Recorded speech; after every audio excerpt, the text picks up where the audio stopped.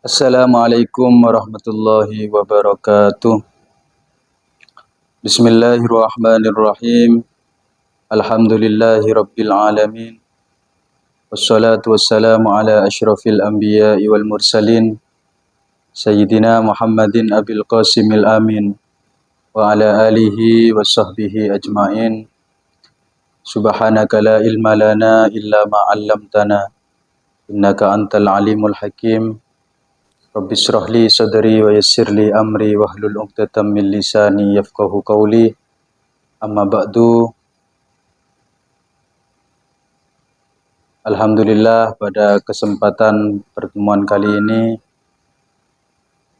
kita diberikan kesehatan oleh Allah sehingga bisa menjalankan kewajiban berpuasa. Mudah-mudahan puasa yang kita laksanakan bersama diterima oleh Allah Subhanahu wa taala.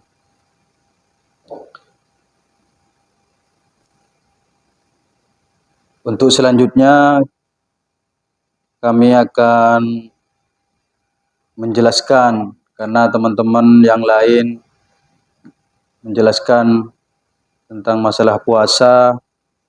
Kali ini kami akan menjelaskan tentang beberapa syarat wajib sholat. Karena sholat adalah barometer kehidupan. Tolak ukur kita hidup, kita dipandang baik dan buruk oleh Allah, kita dipandang dari sholatnya. Sebagaimana yang disabdakan oleh Rasulullah Sallallahu Alaihi Wasallam adalah awwalu ma yuhasabu alaihi al-abdu as-sholah. Wa in saluhat saluha sa'iru amalihi wa in fasadat fasada sa'iru amalihi. Ketika nanti di hari kiamat seseorang akan dipertanyakan, dihisab pertama kali adalah sholat. Ketika sholatnya baik, maka semua pekerjaan-pekerjaan yang lain dianggap baik oleh Allah. Tapi sebaliknya ketika sholat itu jelek ataupun buruk, maka semua akan dianggap jelek. Oleh karena itu, kami akan membahas tentang beberapa syarat wajib sholat. Karena yang jelas, kita di bulan puasa melakukan puasa secara bersama. Ketika kita berpuasa tidak sholat. Ini ada yang mengatakan orang puasa tapi tidak sholat. Ini semua amalan-amalan ditolak oleh Allah Subhanahu wa ta'ala. Maka sholat itu sangat penting dalam kehidupan kita yang kita kerjakan dalam a'malul yaumiyah yang dalam jumlahnya ada 5 sholat. Baik, kami akan membahas tentang faslun wa syaraitu wujubis shalah salah satu asya'ah. Kami mengambil dari kitab Fathul Qorib bahwa di sini dijelaskan syarat-syarat kewajiban sholat itu ada 3 perkara yang harus kita kerjakan. Ahaduha al-islamu. Yang pertama adalah Islam. Fala tajibu as-sholatu 'alal kafiril asli. Maka sholat itu tidak diwajibkan kepada orang kafir. Alhamdulillah, kita menyandang agama Islam.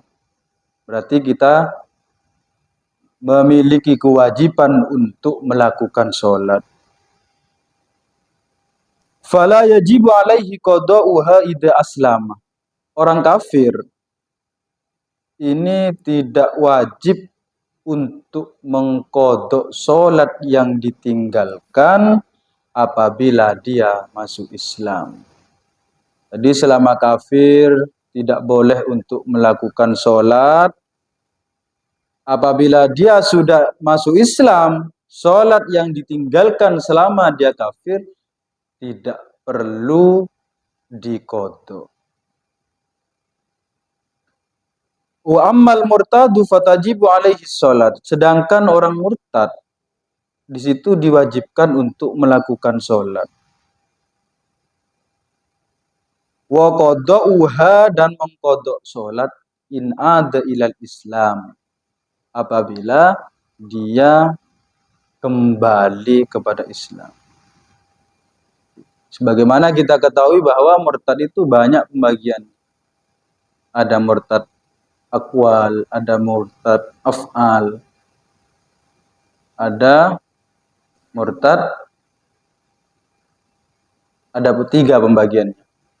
Kalau yang af'al seperti kasujudi lis-sonam, menyembah kepada berhala, itu disebabkan bulu sampian bisa murtad dan sebagainya.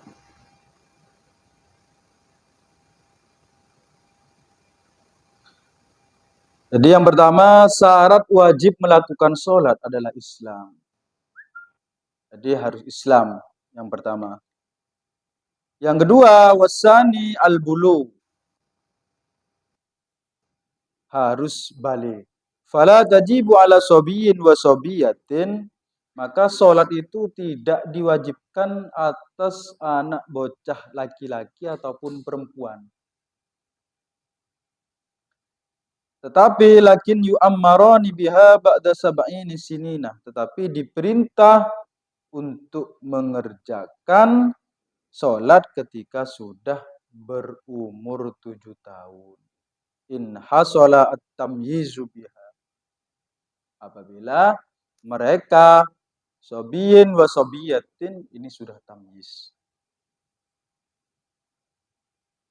Jadi batasan tamyiz itu adalah bi ayyastanji wahdahu, sekiranya anak itu bisa cebok sendiri, maka disitulah bisa dikatakan tamyiz.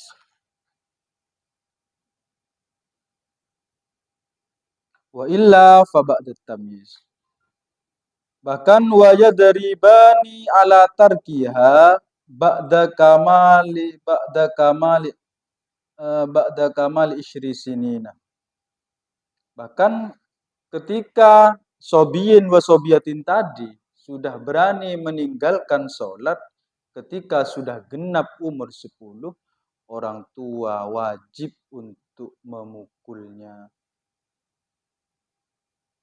Jadi karena kita sekarang semua tugasnya sudah menjadi orang tua, kita harus mengayomi, mengajari, bahkan memberikan contoh yang baik kepada anak-anak kita. Dibangunkan ketika sudah waktu sholat. Nah, ayo bangun, waktunya sholat. Kita sholat berjemaah. Karena sholat jemaah nikah fadilahnya luar biasa. Sholatul jemaah afdalu min sholatil faddi bisyab'i wa isyrina darajah. Sholat berjemaah itu lebih utama daripada sholat sendirian dengan selisih 20 derajat. Ini fadilahnya sholat berjemaah. Jadi ketika memiliki anak yang sudah berumur 10 tahun dan berani untuk meninggalkan sholat, maka orang tua memiliki kewajiban untuk memukul. Kenapa? Karena yang ditinggalkan adalah perintah yang diperintahkan oleh Allah Subhanahu wa taala.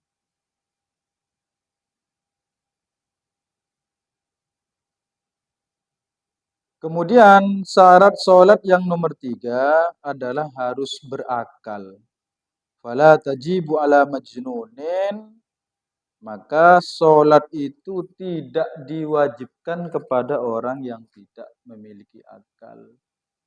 Orang gila itu tidak diwajibkan untuk melakukan sholat.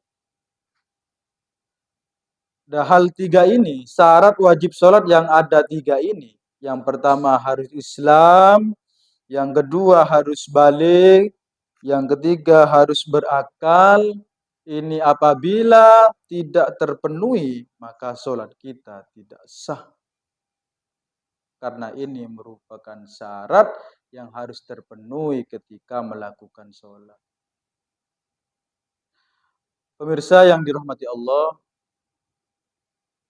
pekerjaan-pekerjaan di bulan Ramadan ini, apabila kita mengerjakan perkara-perkara baik di bulan yang suci ini, mesti kita pahalanya dilipat gandakan oleh Allah Subhanahu wa taala. Kita berpuasa, kita melakukan kegiatan-kegiatan yang baik, mudah-mudahan diterima oleh Allah dan diberi pahala yang lebih oleh Allah. Jadi ada makalah yang mengatakan sebagaimana kita tahu bahwa surga itu merindukan orang-orang yang berpuasa di bulan Ramadan. Yang pertama. Yang kedua, merindukan orang yang membaca Al-Quran di bulan Ramadan. Orang-orang yang melakukan perkara baik.